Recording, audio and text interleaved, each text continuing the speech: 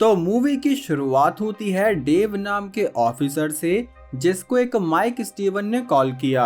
असल में माइक इस्लामाबाद में यूएस एम्बेसडर था, जिसने डेव को बताया कि यहाँ की सिचुएशन काफी खराब हो रही है, क्योंकि एक रेबल ग्रुप हमारे स्पाइस को ढूंढ ढूंढ के मार रहा है, जिसमें से ही एक वॉल्टर नाम का स्पाई अपनी फैमिली के साथ भागा हुआ है ताकि वो इन रेबल ग्रुप से बच पाए, जिसके लिए ही उसने डेव, जो कि एक मिलिट्री ऑफिशियल था, उससे हेल्प मांगी। तब पहले तो डेव ने मना कर दिया, क्योंकि वो जानता था कि अफगानिस्तान और पाकिस्तान वाला रीजन काफी खराब है, जिस रीजन से ही माइक ने भी अपनी पैकिंग शुरू कर दी थी, क्योंकि आसपास के एरिया में वो लोग घुस आए थे। जिस बीच उसने डेव को थोड़ा फोर्स किया कि वॉल्टर ने अपनी और अपनी फैमिली की जान यूएस के लिए दांव पर लगाई, तो क्या अब हम उसकी फैमिली को नहीं बचा सकते, जबकि उसकी फैमिली में एक 13 साल और एक 5 साल की बच्ची थी।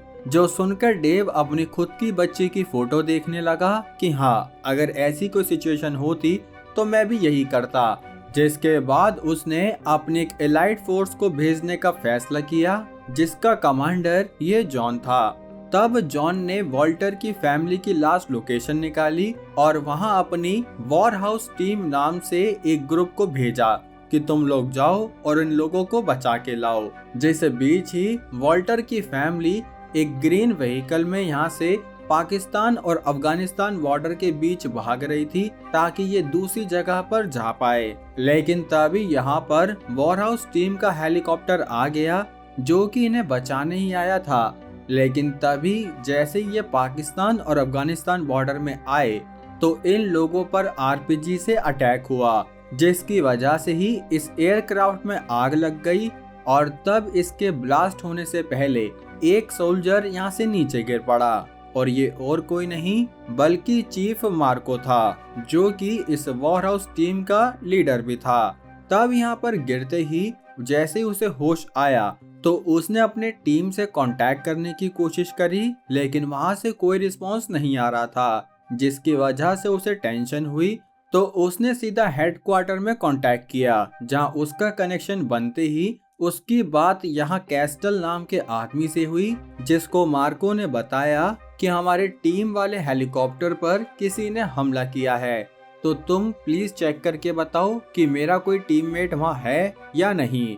जिस पर कैस्टल ने जब सैटेलाइट इमेज की मदद से देखा, तो बदकिस्मती से उसे वहाँ कोई मूवमेंट नहीं दिखी, जिसका मतलब मार्को की टीम में सब मारे गए थे। जो बात उसने जब मार्को को बताई, तो वो पूछने लगा कि आखिर उस हेलीकॉप्टर की लोकेशन कहाँ पर है, जिसको जब कैस्टल ने चेक किया, तो पता चला यहाँ पर ये 3 लोग इस हेलीकॉप्टर पर अभी भी हमला कर रहे थे। जो पता चलते ही मार्को ने यहाँ अपनी एक स्ट्रेटेजिक पोजीशन बनाई और उसने कवर लेते हुए इन 3 में से 2 आतंकवादियों को गिरा दिया, जिसमें से एक बच गया। और उसने तब अपनी गैंग को खबर कर दी कि भाई मैटर हो गया तगड़ा, बंदे लेके आ जाओ। जो देखते हुए कैस्टल ने मार्को को वार्निंग दी कि अब तुम जल्दी से कहीं भागो, क्योंकि तुम्हारी तरफ 40 से 60 एनिमी सोल्जर बढ़ रहे हैं। जो सुनकर मार्को ने उसकी वार्निंग इग्नोर कर दी। जिस बीच यहाँ पर कमांडर जॉनस ने हेडक्वार्टर से उससे कम्युनिकेशन किया और वो बोला कि तुम्हें जल्दी वहाँ से निकलना होगा, साथ ही हम वहाँ एक इवैक्यूएशन टीम भेज रहे हैं, क्योंकि अब हम और ज्यादा सोल्जर नहीं खोना चाहते। तो तुम बच गए हो तो हम तुम्हें बचा कर ही रहेंगे। जो सुनकर मार्को जब यहाँ से आगे बढ़ने लगा, तो तभी वो 40-60 बंदे उसका पीछा करने लगे, जिन्हें देखते ही उसने अपनी यहाँ पोजीशन बनाई और वो इन लोगों से लड़ाई करने लगा। लेकिन ये बेचारा अकेला और वो इतने सारे जने, साथ ही उसकी गोलियां भी खत्म हो रही थी। तो तब ये देखकर वो यहाँ से भागने लगा। जहाँ भागते भागते जब उसे कुछ भी समझ नहीं आया, तो उसने एक हिम्मत भरा डिसीजन लिया और वो यहाँ से सीधा इस नदी में कूद गया। जिस नदी को जब इन एनिमी ने देखा, तो वो समझ गए कि वो मर चुका होगा, क्योंकि इतनी ऊंचाई से कूदने के बाद कोई भी नहीं जिंदा रह सकता। लेकिन वो भूल गए कि मार्को एक हाईली ट्रेन मरीन है, इसलिए वो यहाँ बड़ी आसानी से बचकर भाग निकला। जहाँ से निकलते ही जब उसने जंगल में कुछ धुआं देखा तो जब वो उसकी तरफ बढ़ा तो यहाँ एक गाड़ी पर अटैक किया गया था, जो गाड़ी और किसी की नहीं बल्कि वॉल्टर की ही फैमिली की थी। तब वॉल्टर, जो कि अभी थोड़ा जिंदा था, वो मार्को से भीख मांगने लगा कि तुम मेरी बेटी को बचा लो। जो सुनकर मार्को ने गाड़ी में देखा कि यहाँ ये छोटी बच्ची जोई अभी जिंदा है, जो मार्को से बोली कि तुम शोर मत करना, मेरी मम्मी सो रही है। शिट यार, जबकि उसकी मम्मी तो मर चुकी थी। खैर, तब मार्को उसे अपने साथ लेकर आगे बढ़ा, जहाँ वो जाना तो नहीं चाहती थी, लेकिन जब मार्को ने जोई को प्यार से फोर्स किया तो वो मान गई। जिसके बाद जब ये अपने इवैक्यूएशन पॉइंट पर पहुंचने लगे तो तभी इस बीच दूसरी तरफ वो रेबल ग्रुप वॉल्टर की फैमिली के पास आया, जहाँ इन्होंने देखा कि वो बच्ची गायब है। तो इनके लीडर रादाम ने अपने आदमियों से कहा कि जरूर वॉल्टर की बेटी को वो अमेरिकी सैनिक लेकर ही यहाँ से गया है, जिसका मतलब कि वो जिंदा होगा, तो तुम उसको ढूंढने में लग जाओ। और इनकी मेंटालिटी देखो भाई साहब, ये एक मरे हुए शरीर के साथ सेल्फी ले रहे हैं। खैर, वहीं दूसरी तरफ मार्को और जोई जब यहाँ से आगे बढ़ने लगे तो मार्को जोई से बातें करते हुए उसे अपने साथ कंफर्टेबल कर रहा था। जिस बीच ही उसने देखा कि यहाँ पर लैंडमाइन भी बिछी हुई है, इसलिए तब उसने जोई को रोककर ये लैंडमाइन खुद निकाली और उससे बोला कि अब आगे तुम बहुत ध्यान से चलना। और हाँ, उसने जोई का जो नीला कलर का स्कार्फ था उसे भी बदल दिया ताकि नीला कलर जल्दी से हाईलाइट ना हो। खैर, तो अब जैसे ये थोड़ा आगे बढ़े तो इन्हें यहाँ पर दो एनिमी सोल्जर दिख गए, जो कि इन लोगों को ही ढूंढ रहे थे। तो तब जोई की सिक्योरिटी के लिए मार्को ने जल्द ही और बड़ी शांति से इन दोनों का खेला कर दिया। जिसके बाद इन्होंने अपनी जर्नी कंटिन्यू करी और तब इन्होंने देखा कि ये टेररिस्ट इन दोनों को ट्रैक कर रहे हैं और मार्को भी इन लोगों की मूवमेंट को देख रहा था, जहां वो अपने राइफल स्कोप से पहले ही देख लेता कि आगे जाना सेफ है या नहीं। तब इन टेररिस्ट से बचते हुए ये लोग एक हिल पर आए, जहां मार्को ने कैस्टल के साथ दोबारा कांटेक्ट किया और बोला कि यहाँ पर एनिमी फोर्स हमारा पीछा कर रही हैं, तो हमारे पास जल्द ही इवैक्यूएशन टीम भेज दो। जिस पर कैस्टल ने उसे इन्फॉर्म किया कि वहां पहुंचने में अभी भी काफी टाइम लगेगा, क्योंकि पिकअप पॉइंट काफी दूर है भाई। इसलिए तब रात होते ही मार्को और जोई यहीं पत्थरों के बीच में सट गए, जहां पर अपनी सेफ्टी के लिए मार्को ने लैंडमाइन भी बिछा दी थी, ताकि अगर कोई एनिमी आए तो पहले ही ब्लास्ट हो जाएगा। जिस बीच जोई ने उससे पूछा कि आप यहाँ पर क्या कर रहे हो, तो मार्को ने बता दिया कि असल में हम लोग एक मिशन पर गए थे, जिसको पूरा करके जब हम वापस आने लगे तो बीच रास्ते में ही हमें तुम्हारी फैमिली को बचाने का मिशन मिल गया। और इनके फैमिली को बचाने से पहले ही इन टेररिस्ट ने आरपीजी से इनके हेलीकॉप्टर को ही क्रैश कर दिया, जिसमें कि मार्को के अलावा बाकी सभी कॉमरेड्स मारे गए। तब ये सुनते ही इस छोटी बच्ची जोई ने कहा कि अच्छा, तो मतलब आप आसमान से आई एक एंजल हो। जिस पर मार्को बोला कि नहीं, मैं कोई एंजल नहीं हूँ। तब जोई उसे जिद करने लगी कि नहीं, आप एंजल ही हो। जो कहकर वो बोली कि चलो, अब मुझे बिना कहानी के नींद नहीं आती, तो मुझे कोई सुपर हीरो की कहानी सुनाओ। जिस पर मार्को उसे अपने एक बेस्ट फ्रेंड आसिफ की कहानी सुनाने लगा, जो कि काफी ब्रेव आदमी था। और आसिफ ने मार्को की एक बार जान भी बचाई थी, लेकिन अब वो बेचारा खुद ही मर गया। खैर, तो अब सुबह होते ही मार्को और जोई जैसे ही यहाँ से निकलने लगे तो तभी एक टेररिस्ट इनके सामने आ गया, जिसे देखते ही मार्को ने बड़ी जल्दी से एक चाकू उसके फेस पर देकर मारा। और भाई, बिना किसी हिचकिचाहट के इसने वो चाकू बार बार उस आदमी की गर्दन पर मारना शुरू किया, जो देखकर जोई को अपनी गाड़ी पर हुआ अटैक भी याद आने लगा। तब मार्को जल्दी जोई को लेकर यहाँ से दूसरी तरफ बढ़ा, जिस बीच बाकी टेररिस्ट इन दोनों को ही ढूंढ रहे थे। जहाँ ढूंढते ढूंढते जब वो इनके पिछले अड्डे पर पहुंचे तो इन्हें यहाँ वो नीला कलर का स्कार्फ दिख गया, जहां पर ऑलरेडी मार्को ने लैंडमाइन बिछा रखी थी। तो तभी यहाँ तगड़ा धमाका हुआ। खैर वहाँ दूसरी तरफ मार्को और जोई रिवर की एज पर पहुंचे, जहां मार्को थोड़ा पानी लेने लगा और जोई उस चाकू को फेंकने की प्रैक्टिस करने लगी, जो देखकर मार्को उसे थोड़ा थोड़ा चाकू फेंकना सिखाने लगा। और ये क्यूट चीज आगे काफी अच्छी भी लगेगी दोस्तों। खैर अब ये जैसे ही थोड़ा आगे बढ़े तो बेचारी जोई काफी थक गई, क्योंकि यहाँ उनके पास खाने के लिए भी कुछ नहीं था, जो देखकर उसने अपना ये स्टफ डॉग लुइस निकाल लिया, जिसको देखकर उसे अपनी माँ की याद भी आने लगी। जहाँ वो बोली कि अब मैं समझ गई हूँ कि मेरी माँ सो नहीं रही थी, बल्कि वो मेरे फादर की तरह ही मर चुकी है। जो सुनकर मार्को ने उसे विश्वास दिलाया कि तुम टेंशन मत लो, यहाँ जो भी आया है उसको एक न एक दिन तो मरना ही होगा, चाहे वो तुम हो या मैं या तुम्हारी फैमिली। लेकिन मैं तुम्हें प्रॉमिस करता हूँ कि मैं तुम्हें यहाँ से जिंदा निकाल कर ही रहूंगा। जो विश्वास दिलाकर वो जोई को जब आगे लेके बढ़ा, तो तभी इस बीच अचानक से जोई का सामना रदाम से हो गया। जहाँ रदाम जो काफी हरामी टाइप का आदमी था, तो तब उसने जब पीछे से मार्को की आवाज सुनी तो वो ऐसा नाटक करने लगा कि जैसे वो यहीं गांव का रहने वाला है। और तब वो बोला कि मैं यहाँ गांव में रहता हूँ और जहाँ मेरी जब बकरी खो गई तो मैं उसे ही ढूंढने आया था। साथ ही उसने अपने पास हथियार को देखकर कहा कि ये मैंने उन आतंकवादियों के लिए रखे हैं जो अक्सर हम पर अटैक करते रहते थे।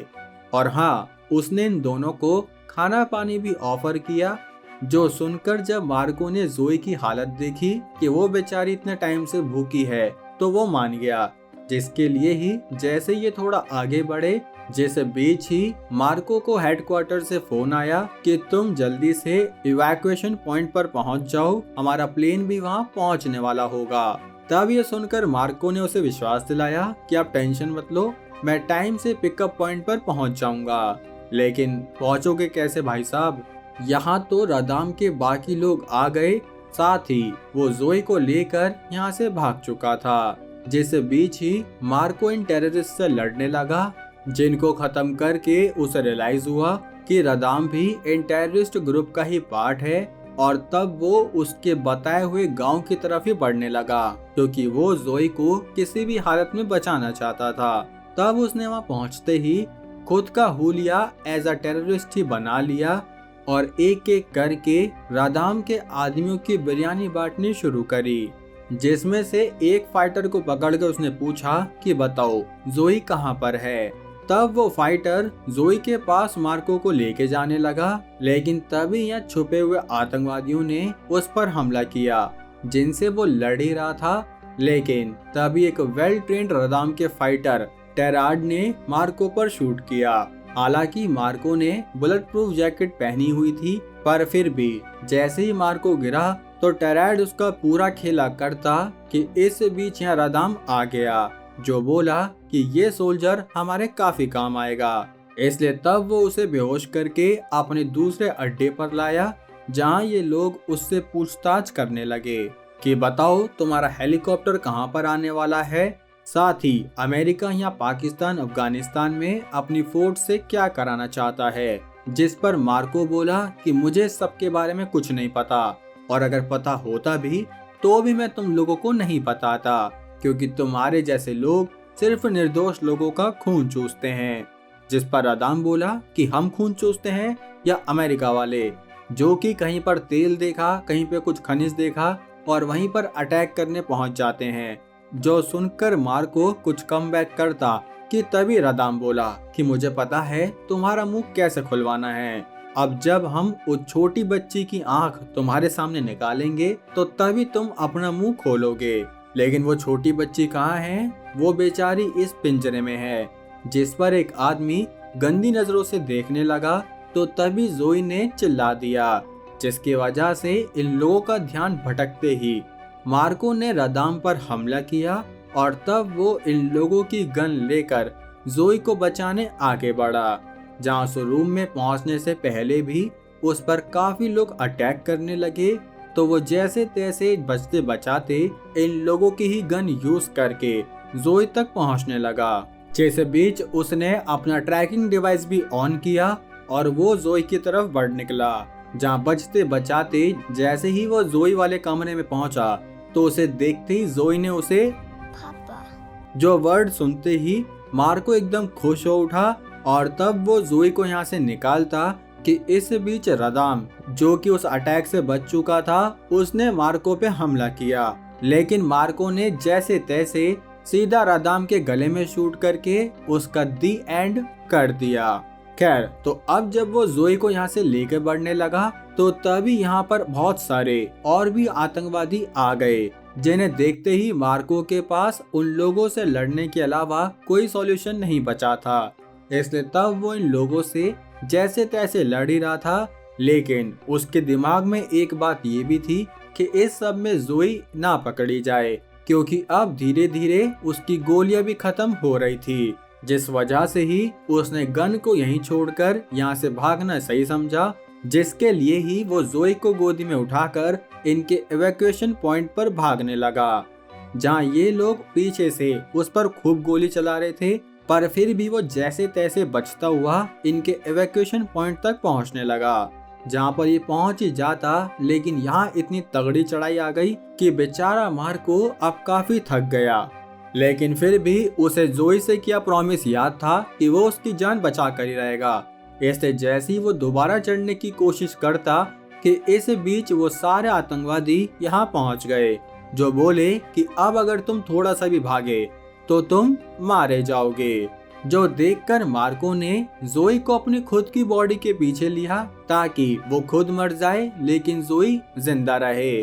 और जोई देखो उस चाकू को ऐसे कर रही है जैसे वो अकेले इन लोगों को मार पाएगी। खैर तब इन आतंकवादियों को विश्वास हो गया कि ये लोग अब जीत चुके हैं, इसलिए जैसे ही कॉन्फिडेंटली मार्को का खेला करने आगे बढ़े तो तभी यहाँ पर स्पेशल फोर्स की यूनिट पहुँच गई, जिन्होंने इन आतंकवादियों पर शूट किया। और तब इनकी टीम के लीडर ने मार्को और जोई को ऑर्डर दिया कि आप लोग जल्दी से हेलीकॉप्टर में बैठ जाइए, जिसके बाद ये इन आतंकवादियों को पीछे करके मार्को और जोई को सीधा उस हेलीकॉप्टर के पास लेकर आए, जिसके साथ कहानी कुछ महीने आगे आई, जहां मार्को ने एक लाइफ चेंजिंग फैसला लेते हुए वो आर्मी से रिटायर हो गया, क्योंकि उसे जोई का ध्यान रखना था। और रखेगा भी क्यों नहीं भाई, क्योंकि अब उसने जोई को अपनी बेटी बना लिया। साथ ही उसने कहा कि मैं जानता हूँ मैं तुम्हारी फैमिली तो अब वापस नहीं ला पाऊंगा, लेकिन अब से तुम ही मेरी फैमिली हो। जो बात देखा जाए तो काफी गहरी है दोस्तों, कि आप किसी की फैमिली तो नहीं बन सकते, लेकिन किसी को अपनी फैमिली बना तो जरूर सकते हो। खैर उसने जोई के लिए उसका जो वो खिलौने वाला कुत्ता था ना लुइस, उसके जैसा ही सेम एक रियल लाइफ में उसे ला कर दिया। तो अब इतनी प्यारी मूवी कैसी लगी दोस्तों, लाइक कमेंट करके जरूर बताना। इस मूवी के लिए जरूर बताना दोस्तों। साथ ही चैनल पर नए हो मेरे भाई तो सब्सक्राइब भी कर सकते हो। बाकी अब हम मिलेंगे हमारी अगली वीडियो में, तब तक के लिए जय हिंद।